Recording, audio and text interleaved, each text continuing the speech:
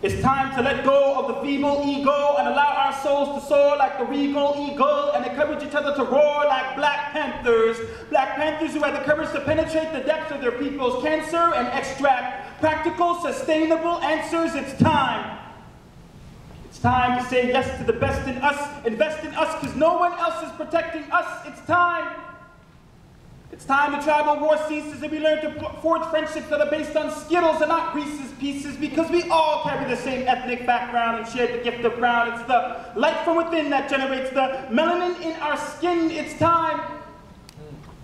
It's time to pick up the pieces and iron out the creases. Because no longer will our voices be muffled, our ideas be crumpled. We need to walk the straight path. Jesus, we need to dress ourselves in the truth like we dress ourselves in our clothing. So when we speak it, we unleash it. Provide food for thought for those who forgot how to eat. It's time. It's time to stand up because truth say time's up. Time and time again we have proven that time is not our near and dear friend. It's time to greet each other with the way poets greet each other, with peace, not with love. It's time.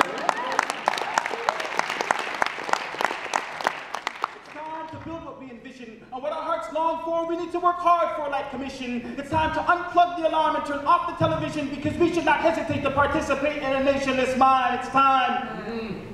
It's time to start pretending. It's time to stop defending. It's time to start lending a helping hand to your fellow man, neighbor, brother, sister. Because if you don't, you have no right to want to be called Mr., Minister, Sir, Ambassador, Leader. Our worth relies on faith and good works and we have shown neither. It's time to start producing and time to stop consuming the things that we don't really need. It's time to stop abusing. It's time to start connecting the dots because it's affecting the lives of children next in the line. So I'm requesting it's time we forgive our fathers and strive to recognize the good in man, lest we forget that some of the good in us young men comes from our fathers.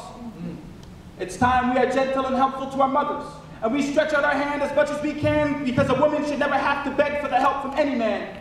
It's time to put your mouth where your money is, because I have learned that we take pride in every dime that we earn. So I say, lay your mouth where your money is, but speak with caution. Don't waste your words on lies and hearsay, because one day it may cost you.